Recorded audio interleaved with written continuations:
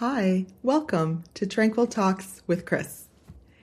If you're coming back after Friday's episode where I introduced the plant framework, welcome back. I'm so happy to be continuing this journey in looking at each pillar of the framework with you for this whole week. And if this is your first time here, hello and welcome to you as well. To help catch you up real quick, if you are new here, this set of episodes for this week is a natural extension from Friday's episode where I took us through my plant framework, which sits at the very heart of the work that I do with hybrid orgs in helping them design communication not only as a skill, but more so as their overall living operating system. And PLANT, which is an acronym, comprises the 5 key critical elements or pillars in which to help you build out that communication OS.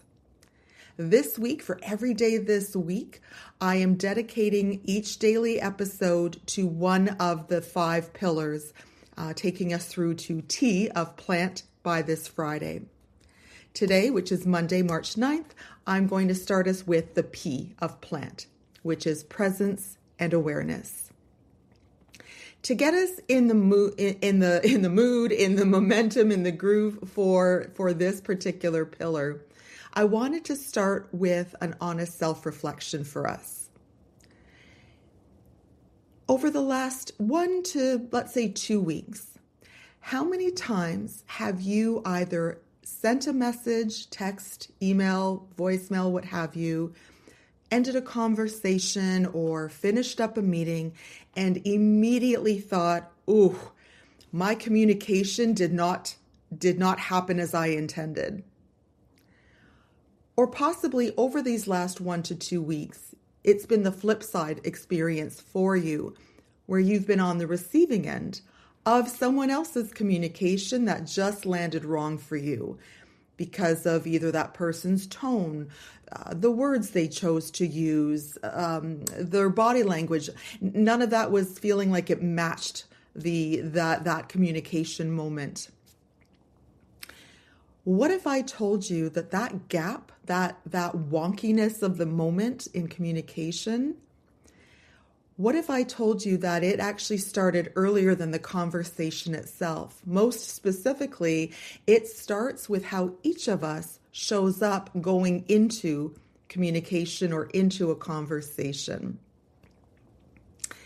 Over the last 3.5 decades, where I've been supporting leaders of all stages and at all levels of an organization, from the C-suite through to and inclusive of frontline and even first-time managers and leaders, I can tell you that the most effective communicators, the most effective leaders as communicators, share one thing in common. They all communicate from a place of intention, from a place of presence and awareness, rather than from a place of reaction or reactivity. And I promise you, none of these leaders have special magical powers or some special secret sauce that only they were able to attain. It is attainable for all of us. Communication is a practice, and it is the very foundation of the plant framework, specifically the presence and awareness piece of it. So with all this reference to presence and awareness, what does it actually mean in practice? What does it look like in practice? Today, I offer you the 3 dimensions that make up presence and awareness for communication. The first one, it's going to sound super obvious. It's going to be big time common sense. It's in the name itself. That's how important it is. The first dimension is gaining self-awareness of your communication tendencies. We all have our own tendencies, especially when we're under pressure or stress. These are our patterns, our natural defaults or go-tos in how we show up or how we communicate. For some of us, we go into over-explaining when we're anxious. And that's me. Here on YouTube, I'm raising my hand. That is 100% me. Some of us go very quiet when we're overwhelmed. Others become much more directive or perhaps get louder, while others become avoidant altogether. The first step is simply knowing what our tendencies are. It's not about judging, and it's not even about immediately trying to correct or course correct. It's about knowing, because as we get more comfortable identifying and knowing this about ourselves, we give ourselves greater agency and choice about what to do, about the next step forward. With this dimension, I want to offer a couple of tips that you can consider trying if you're looking to greater nurture your presence and awareness when it comes to communication. The first tip I have for you is what I call communication inventory. And what this is about is inviting yourself to set aside 10 minutes where you ask yourself a couple of questions. Number one, what do you tend to do when you're stressed or under pressure? Are you the over-explainer? Do you go super quiet, avoid, etc.? And second question to ask yourself is, what would the people closest to you say about how you communicate when you're under stress or pressure? What is it that they would say? So it's a mix of your own assessment to what you think others would say or have said to you. Again, I know I'm being a little repetitive, but this is about evoking and nurturing more awareness, beginning to sense patterns within yourself. Because when you can name a tendency, you can make a choice in how to shift that tendency and how to evolve it further. As another helpful tip, I have what's called your 24-hour communication audit. And what you would do is commit yourself to taking a full day where you have running simple notes being taken throughout that full day. And what those notes are going to be are number one, the communication moments in that day where you felt your communication was more intentional, more purposeful. I'll leave it as that. I'm trying to find other words, but I've said it how I needed to say it.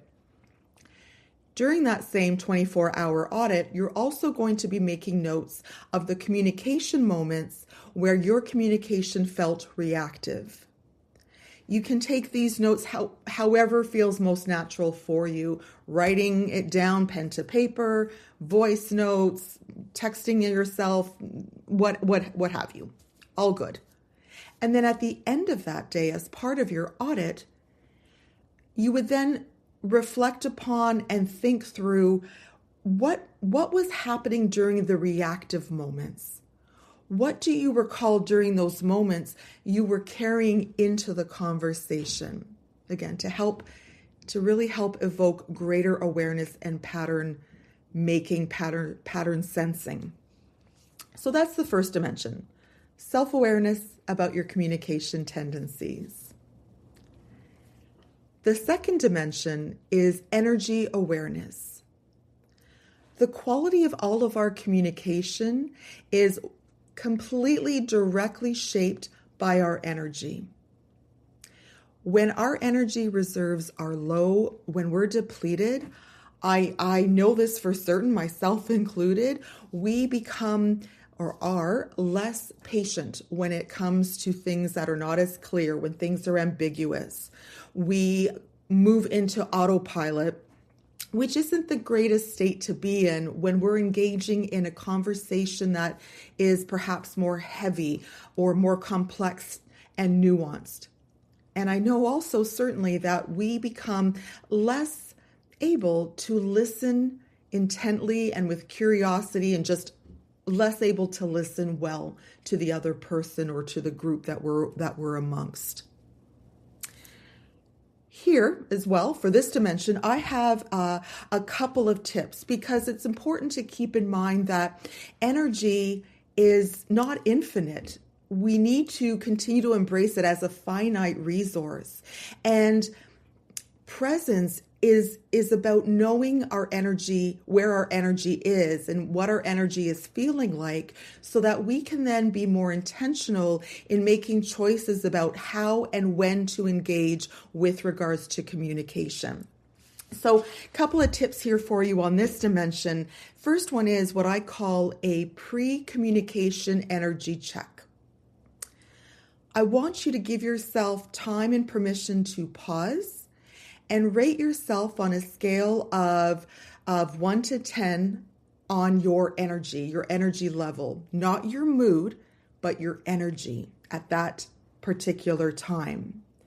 That is your capacity to be present going into the conversation. If you rate yourself, a 7 or above, feel free to proceed on into that conversation. But if you rate yourself below a 7, I hope that you'll continue to give yourself pause to consider some options that you absolutely have. They include, number one, waiting, seeing if it's appropriate or it makes sense for you to wait on having that meeting, that phone call, that what have you, that one-on-one.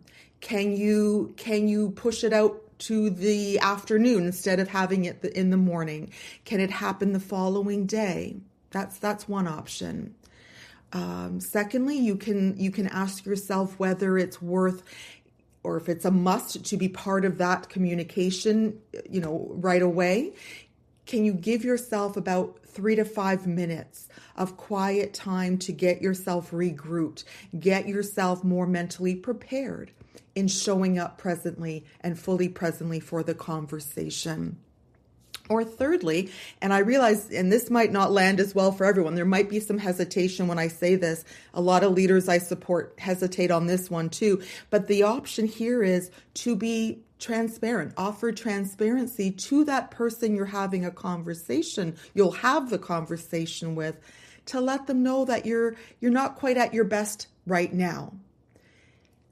As I prefaced it, I recognize a lot of people can feel some resistance to that. That feels a bit more uncomfortable because it can be seen that transparency of, I'm not really in the best spot right now to have this conversation, can either feel like a weakness, regretfully. It can feel like you're impacting negatively your credibility, your authority, what have you. And I'm here to let you know, most assuredly, it is not a credibility killer. It is not a weakness. It is a beautiful act of trust building. So I just want you to sit with that in case you felt some resistance. I'd lovingly ask you to sit with that a little bit more and even try it and see what happens. So that's the energy check. Another tip I have for you is to be mindful of designing communication around your energy and not your calendar. What I mean by this is, all too often, and I put myself in the same bucket here, I've done this plenty of times myself. You look at a calendar and you're trying to arrange a meeting or what, one-on-one team meeting, what have you. You see availability, Tuesday morning at 11. Great. We're going to all meet at Tuesday at 11 in the morning. But your energy doesn't sync up to that particular time. So this tip is all about being more mindful of designing your communication around when you have the energy for it, or not having your calendar fight against your energy, working to align it more closely to your level of energy. I know that might feel resistant as well. We're in such a fast-paced go environment. Truthfully, that's why I created Tranquil Talks with Chris to be my YouTube channel and my podcast, as a space for us to get more comfortable, to slow down, to catch our breath, and to think with intention about that next small step in how we best move forward. So that is the tip that I offer you there as well. We've talked about self-awareness of your tendencies. We've talked about energy awareness. The third dimension or piece that helps make presence and awareness a practice for you is all about grounding yourself before communicating. I love this particular dimension because it is the simplest It is the most immediately actionable part of presence and awareness. All that I'm asking for here with grounding is the pause, to focus on pausing before you respond to an email or a text, pausing before you reply to someone in a heated moment, etc., or not even in a heated moment. If you need time to collect yourself, get really comfortable with the pause. As we go right into a tip that I want to share with you, it's leveraging that pause. It's in just a reset. I'll call this tip my reset. The ask is that you take up to 30 seconds. If that feels too long, take 10 seconds. And while you're pausing, you ask yourself these 3 questions. Number 1, what is my intention for this conversation, for this meeting, for this communication? Number 2, how do I want the other person to feel at the end of this meeting, this conversation, this communication? And number 3, am I in a grounded enough place to be fully present for this communication, this meeting, this conversation? You don't have to strive for perfect answers and yes is all the way through. The act of asking yourself, the act of pausing and asking yourself those questions is a grounding practice. And there is power in that. It helps positively shift the quality of communication that's going to follow. Another tip I'd like to offer you with regards to grounding before communicating, pausing before you communicate, is designing tiny rituals that you do without exception before every significant conversation. My significant is probably AI's equivalent of high stakes conversation. High stakes seems to be the new buzzword that keeps spitting out from AI. For me, it's a significant conversation. It's a conversation that might be more nuanced or heavy. It's one that makes you feel a bit more pressured. Your heart's palpitating a bit. These tiny rituals that I'd love for you to create for yourself are meant to be, again, tiny, short, anywhere from 30 seconds to no more than 2 minutes maximum. And quite frankly, the rituals themselves are less important than the consistency of it. I mean, the rituals can be anything you want it to be. It could be a commitment to taking 3 to 4 deep cleansing breaths before that significant meeting or conversation, communication. It can be a brief, brisk walk around your office, around your home. It could be reading aloud a sentence that you've written or you've posted, noted it somewhere that you can see ahead of that to ground yourself. You can be verbally sharing a motto or mantra that you always say.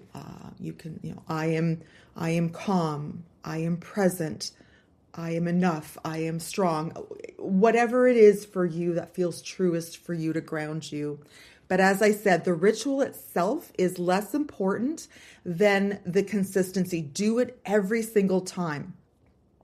Because what's important about that consistency is that you are building a neurological anchor. You are giving your nervous system a heads up, a signal that we are about to do something important. And so we need to be present for it. All right. Gone through the 3 dimensions: self-awareness on our communication tendencies, awareness on energy levels, which directly shapes quality of communication, and then grounding ourselves before communicating. Again, they're described separately. They're all beautifully interconnected. I recognize that I have provided 3 different dimensions, 2 tips per dimension.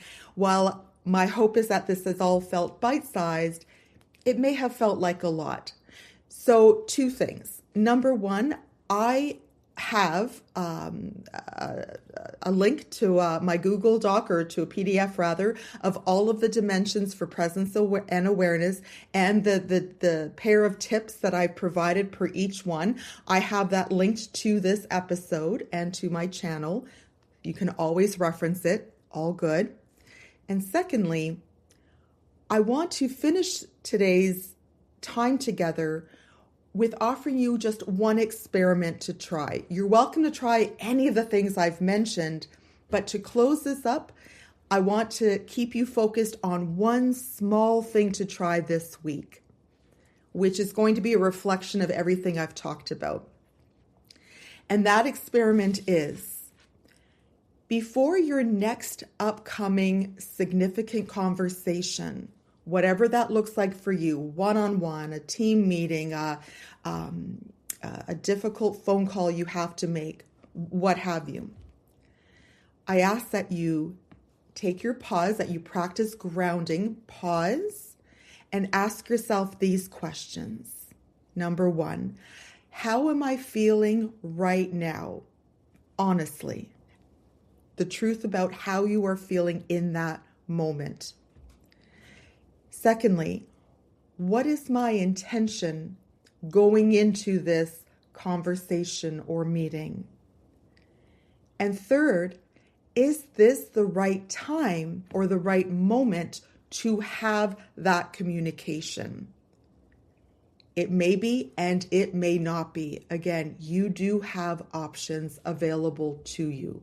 You are in control. That wraps up our exploration together of the P of plant, presence and awareness. I do hope that you have found something or some things out of this episode that helps you look at and approach communication a little differently starting this week. And I hope that you'll join me again here, either on Spotify or Apple for audio, or YouTube should you wish to watch me on video and listen in. Tomorrow's episode will be on the L of plant, which is all about listening for what's not said. And I promise you, we are going to work through how to reframe, how to listen even more effectively going forward. If anything in today's episode resonated or landed well, I do kindly ask that you share this with a fellow leader, an HR partner, someone that you feel could benefit from this learning, who needs a good reminder that communication is just as important, starting off with how we are showing up into those communication moments. Thank you so much again for sharing your time with me today. Until next time, I hope you have an incredible rest of your day and that you take good care of yourself. Cheers.